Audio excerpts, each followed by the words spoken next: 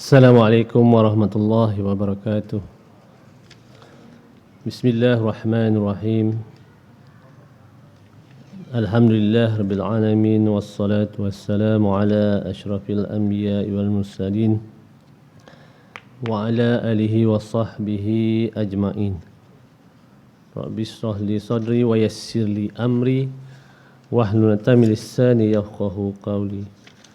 Terlebih dahulu malah sama-sama kita manjatkan setinggi-tinggi kesyukuran. Alhamdulillah kita dapat bersama-sama pada malam ni, malam ke-13 ya. Kita ada berkira lebih kurang 18 hari untuk kita berpuasa dalam bulan Ramadan dan menunaikan ibadah sepanjang bulan Ramadan ini. Pada malam ni saya cuba sambung perbicaraan kita mengenai pewarisan harta, iaitu dalam bab yang dipanggil hutang simati ya, yang perlu diselesaikan oleh waris-waris apabila berlaku kematian. Khusus perbincangan kita pada malam ni insya-Allah dalam bab fidyah dan kafarah ya. Tuan-tuan perempuan ya, apabila berlaku kematian, segala harta si mati ini bertukar menjadi pusaka ya. Jadi secara automatiknya harta pusaka ini menjadi milik waris-waris yang berhak ya, tuan-tuan perempuan, jadi automatik ya, menjadi hak waris-waris yang berhak di bawah hukum faraid ya. Jadi apabila berlaku kematian ya, walaupun dikata secara automatik perlu difaraidkan, namun disebut dalam surah An-Nisa ayat 11 ya, sepotong ataupun dua potong ayat dalam surah An-Nisa ayat 11 itu, dan ayat 12 surah An-Nisa disebut tiga kali ya. A'udzubillahi minasyaitonirrajim, min ba'di wasiyati yusi biha audain. Pembahagian itu ialah, iaitu pembahagian faraid, dibuat sesudah diselesaikan wasiat yang telah diwasiatkan oleh si mati dan sesudah dibayar hutangnya ya. Maknanya tuan-tuan dan puan, apabila berlaku kematian, dua hak ya, yang wajib ditunaikan oleh orang yang hidup ataupun waris-waris ya. Yang pertamanya hak si mati, ialah hak si mati ya. Orang yang mati ini pertamanya kita selesaikan jenazah dia, kita mandikan, kita kapankan, kita solatkan dan kemudian kebumikan. Kemudian walaupun disebut wasiat ya, yang perlu diselesaikan ialah hutang si mati ya. Hutang si mati yang perlu diselesaikan terlebih dahulu. Kemudian wasiat. Setelah selesai hutang dan wasiat ini, barulah difaraidkan harta si mati ya. Jadi antara hutang-hutang yang perlu diselesaikan disebut di sini ya. Mana pula tadi? Saya pun tadi dah tanda dah.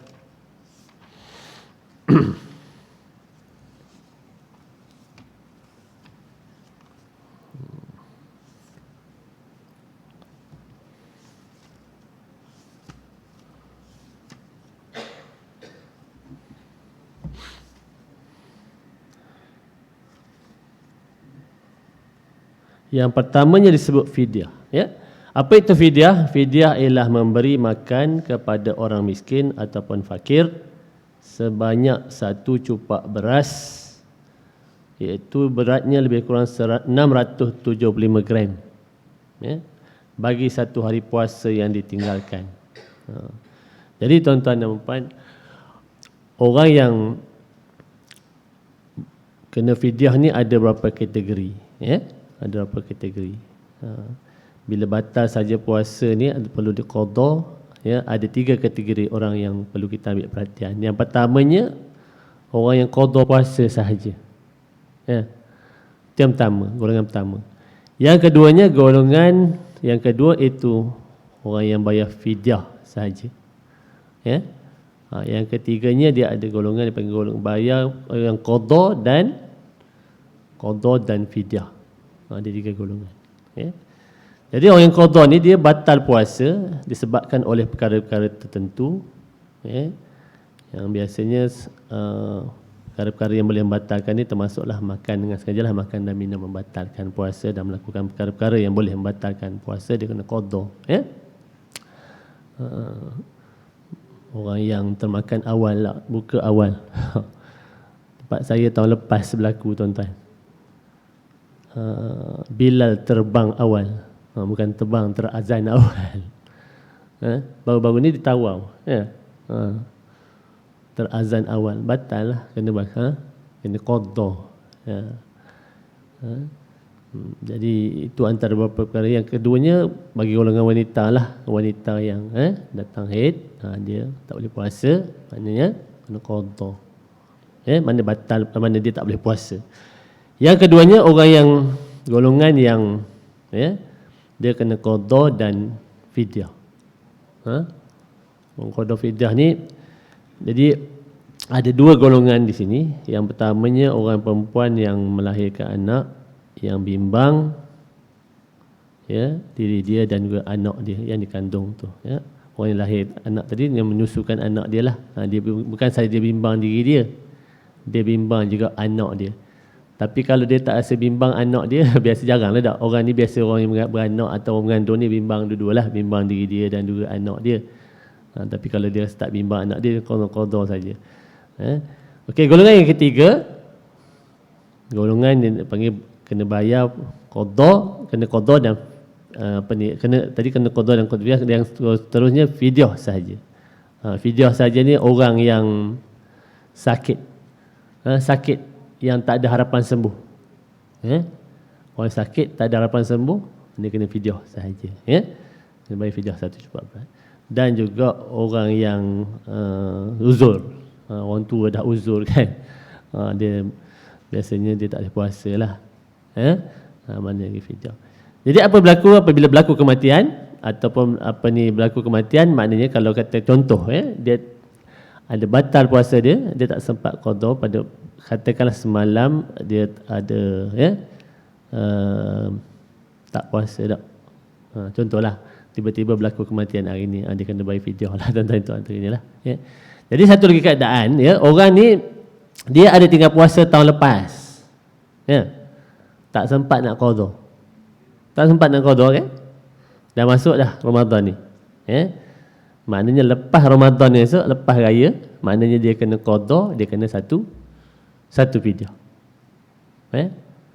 Kena qadha, kena satu fidyah sebab dah masuk, itu denda, tuan-tuan. Sebabnya fidyah ni disebut sebagai niyabah. Niyabah ni mana kena gantilah, ibadah gantian. Maknanya dia kalau dia tak sempat, mana nak qadha pada sebelum Ramadan tu hari, maknanya dia kena berada fidyah qadha, di mana lepas saja besok raya ni, 1 Syawal, maknanya dia kena qadha dan kena satu fidyah. Apa jadi kalau dia tak ganti juga? Dia tak ganti juga, dia tak bayar fidyah juga yang akan datang ni. Kemudian masuk lagi 1 Ramadan lagi. Tuan-tuan, di Selangor ni dia ada 2 fatwa yang dikeluarkan. Yang pertamanya dia tak perlu ganda, ada keadaan kedua dia perlu ganda, tuan-tuan. Dia ada gandaan. Contohnya dia tinggal puasa tahun lepas 1 hari, dah masuk Ramadan ni dia kena fidyah 1. Masuk 1 lagi tahun, dia masih lagi tak ganti, maknanya dia nak qadha, kena 2 fidyah. Dia ganda. Kita digalakkan ganda lah, walaupun fatwa di Selangor ni boleh pilih, tak nak ganda tak apa, makna qadha 1 fidyah. Sebabnya tuan-tuan berlaku, ada satu kes, waris ni datang mengadu, dia kata dia nak bayar fidyah ayah dia. Ayah dah meninggal dah. Kita tanya, ayah ni tinggal puasa berapa hari? Dia kata dia tak pernah tengok ayah dia puasa sepanjang umur, sepanjang hidup dia. Tuan-tuan, ada kes juga. Jadi kalau kira dia punya yang jumlah puasa yang dia tinggal, dikira daripada umur dia balik, umur 15. Ya. Umur 15. Umur 15 dia meninggal umur 60. Tolak berapa tahun tuan? 45 tahun ya. 45 kali 30. Itu kalau tak berganda lah. Tapi berganda lain tuan-tuan. Berganda maknanya pada umur dia yang dia tinggal pada umur dia 15 tahun 30 hari ya. 30 kali 45. Pada tahun dia umur 16, 30 kali 44. Itu berganda lah tu. Tadi lain kira, tadi kira dia straight forward kan, 30 kali terus kali 45 kan. Itu jumlah yang dia tinggal puasa tu. Itu kira tak berganda. Tapi kalau tuan-tuan pergi di Kedah, di negeri lain selain pada Selangor ni, saya fahamkan dia kena bayar berganda. Cuma Selangor ni ada pilihan ya. Kita ada fatwa begitulah. Cuma digalaknya tuan-tuan, bila kita tinggal puasa ni, kalau orang yang lebih-lebih lagi untuk kita gantikan puasa ataupun bayar fidyah orang yang dah meninggal ni, biar bayar lebih ya. Jadi bila dikira tuan-tuan, kes ni sebab saya suka kongsi dengan tuan-tuan, sebabnya bila dikira tuan-tuan, ramai orang terkejut ya. Bahawa nak bayar fidyah ni banyak juga tuan-tuan, walaupun dikira RM2 ataupun RM4, setengah negeri RM4, setengah negeri RM2 ya, satu cupak. Ini kes ni di Kedah, dia kira satu cupak RM2 tak silap saya RM2. RM2 bila dikira-kira ya, jumlah kesemuanya lebih 50,000 fidyah saja. Itu sebabnya tuan-tuan ya, bila hutang si mati ni ramai orang ambil kita ambil ringan. Sebenarnya hutang tuan-tuan, bila ada berlaku hutang bukan saja hutang kepada manusia ya, hutang kepada Allah lebih-lebih lagi kena selesaikan terlebih dahulu. Itu sebabnya tanggungjawab waris-waris apabila berlaku kematian kena cek lah ya. Berapa banyak orang tua kita ataupun arwah yang telah pun ya, yang pergi ni, berapa hari dia tinggal puasa. Tapi maklumlah kita tak tahu berapa hari tinggal tak. Boleh agak tak? Kita tak tahu tak? Salah begitu tuan-tuan ya. Banyak orang kita ni bila berlaku kematian ya, inilah bila kita dikira tadi 50,000 tuan-tuan. Fidyah sahaja yang kena bayar. Jadi macam mana kalau tak cukup tak ada harta nak bayar? Waris-waris tolong bayarlah. Walaupun bukan tanggungjawab waris ni untuk selesaikan hutang si mati ni menggunakan duit dia. Sebenarnya tuan-tuan ya, hutang si mati ni, kalau si mati ada hutang, tanggungjawab waris ambil harta si mati, bayar hutang si mati. Bukan menggunakan duit dia ya. Ambil daripada harta dia, harta si mati tadi. Kalau ada fidyah masih tertangguh, bayar ya. Fidyah menggunakan duit si mati. Tadi kalau 50,000 tadi, ambil lah duit si mati 50,000. Itu sebabnya tuan-tuan ya, bila berlaku kematian ni, yang perlu disegerakan ialah urus harta pusaka si mati ya, terutama hutang tuan-tuan. Ini banyak kes orang kita ni, apabila ada harta pusaka dia bagi-bagi dulu. Ini banyaknya. Macam baru-baru ini saya pun mengelarikan beberapa kes ya, waris-waris minta dulu duit, bagi dulu. Saya kata tak boleh selagi hutang si mati ni belum selesaikan. Kita tanya berapa hari puasa dia tinggal. Kita kira lah ya. Fidyah ni tadi sama ada bayar ya, berapa hari yang tinggal ataupun ya, berganda lah tadi. Kalau ke bertahun-tahun sampai tak pernah bayar pun sampai tarikh mati dia lah. Itu sebabnya kena segerakan masalah ni ya. Jadi fidyah ni tuan ya, dia dibayar kepada fakir miskin. Bukan macam zakat ya. Zakat dia kita ada 8 asnaf, benar? Zakat 8 asnaf. Tapi fidyah cuma cari fakir dan miskin. Ya. Dia mana lain lah. Kalau zakat ni dia ada asnaf ataupun kita bayar kepada amil kan. Tapi fidyah ni kita boleh beri makan secupak beras ataupun kita ganti dengan nilai duit. Di Selangor ni tak silap saya ada RM2, RM4, RM6 dia. Macam mana dia punya tu, tengok beras yang kita makan. Tengok beras yang kita makan ya. Jadi golongan-golongan tadi yang wajib dia membayar fidyah tadi, orang yang tidak mengqadhakan puasa sehingga datang bulan Ramadan berikutnya. Yang keduanya perempuan yang hamil atau yang menyusukan anak, dan dia takut berlaku mudarat kepada kandungan atau anak tersebut. Yang ketiganya, orang yang sangat tua yang tidak larat berpuasa, ya, maknanya dia boleh bayar fidyah. Yang keempat, orang yang sakit tidak ada harapan sembuh. Tapi macam mana pula orang yang koma, contoh koma tiba-tiba dia sembuh, tuan-tuan. Dia sakit lama, tapi tiba-tiba dia sembuh, dia wajib qada, wajib qada puasa yang dia tinggalkan tu. Kalau masuk tahun yang berikutnya, maknanya dia kena bayar fidyah lah. Tapi kalau orang yang tadi yang sakit tak ada harapan, mana dia kena bayar fidyah sahaja. Tapi kalau dia meninggal, mana waris-waris, kena bayar fidyah ataupun ganti puasa. Puasa ni boleh diganti, tuan-tuan. Puasa ni waris-waris boleh gantikan puasa bagi pihak si mati. Boleh. Kalau larat lah. Itu kalau fidyah, makna fidyah yang begitu, tuan-tuan. Tapi kalau ada keadaan berlaku yang panggil kafarah puasa. Ni kafarah puasa pula macam mana ni? Kafarah puasa ialah denda yang dikenakan kepada lelaki, minta maaf tuan-tuan, yang bersama isterinya di siang hari. Yang pertamanya dia kata membebaskan seorang hamba beriman. Jika tidak mempunyai hamba, dia kata kena berpuasa 2 bulan berturut-turut. Maknanya setiap hari itu kalau dia berlaku sehari, maknanya dia ganti qada sehari, kemudian dia tambah lagi 60 hari. Jadi 61 hari, tuan-tuan. Kalau dia tidak boleh berpuasa, memberi makan kepada 60 orang fakir miskin, iaitu sebanyak sepak beras setiap seorang. Maknanya 60. Tapi kalau dia tak buat, contohnya berlaku Ramadan lepas, kalau dia tak sempat nak qada, maknanya gandalah. 60 pula kali 2 pula. Ini kalau yang berganda tadi lah. Tak, mana boleh pilih, tuan-tuan. Selangor ni ada 2. Maknanya tidak berganda dan berganda. Jadi kifarah adalah berbilang berulang-ulang bagi hari yang dilakukan, pada bulan puasa Ramadan. Ini kepada orang lelaki lah. Kalau katakan sehari, maknanya 60 hari. Kalau 2 hari kali 60, berapa hari tu, tuan-tuan? 120 hari tak? Banyak-banyak lah. Jadi nak sebut kalau itu, kalau kira hari, kalau yang dah masuk Ramadan yang berikutnya, maknanya dia berganda. Jadi banyaklah, tuan-tuan. Bukan saja hutang kepada Allah ini, bukan saja fidyah dan juga kafarah ni, ada juga hutang-hutang lain seperti zakat. Zakat, zakat ni waris boleh bayarkan.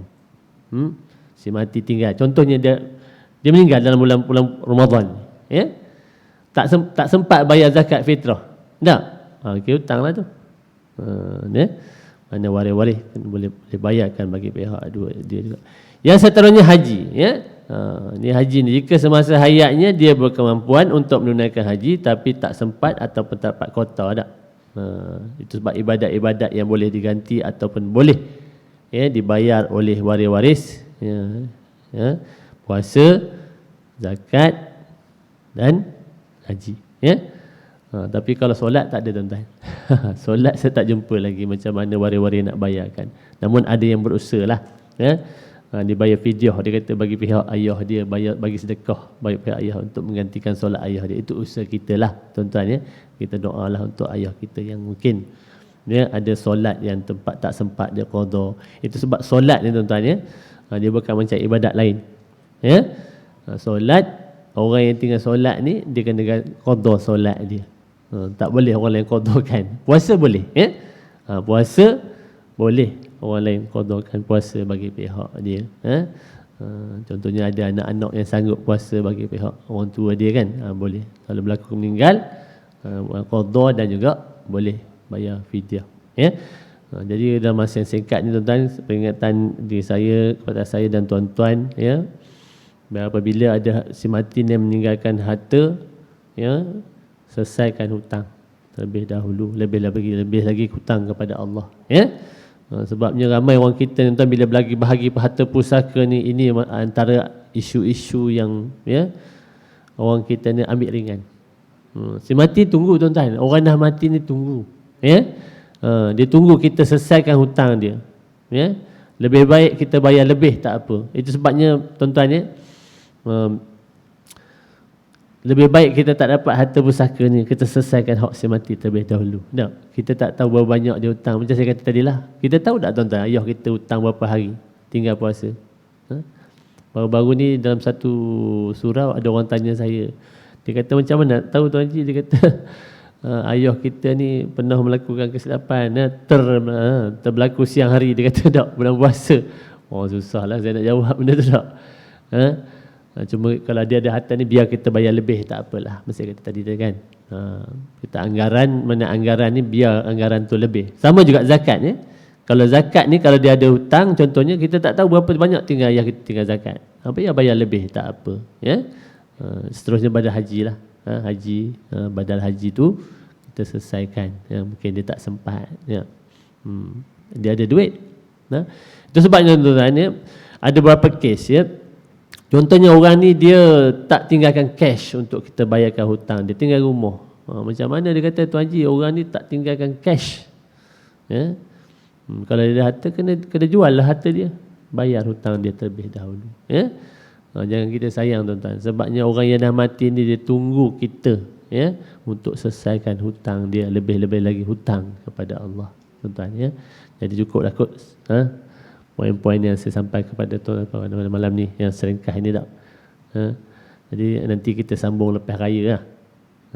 InsyaAllah. Biasanya saya pakai board nak kira ni, banyak kiraan apa ni dalam ilmu faraid ni, dia banyak kena kiraan dan juga ya macam mana kita nak selesaikan ya pembahagian pusaka, dan lebih-lebih lagi yang pada malam ni kita bicarakan bab hutang kepada Allah ya, dan juga kepada sesama manusia tuan-tuan. Jadi saya mohon maaf banyak-banyak, suara pun tak pernah keluar tak. Segala kesilapan dan kelemahan daripada saya tuan-tuan ya. Ada harta pusaka, ada harta, semasa hidup ni kita selesaikan apa yang patut ya. Dah mati besok kita takut anak-anak kita tak tahu apa yang kita tinggalkan ya. Sama ada kita tinggal puasa, tinggal tak sempat bayar zakat, selesaikan sekarang tuan-tuan ya. Ada harta pusaka, selesaikan dengan segera. Jadi yang benar itu datang pada Allah SWT. Saya sudahi dengan wabillahi taufiq wa hidayah. Wassalamualaikum warahmatullahi wabarakatuh.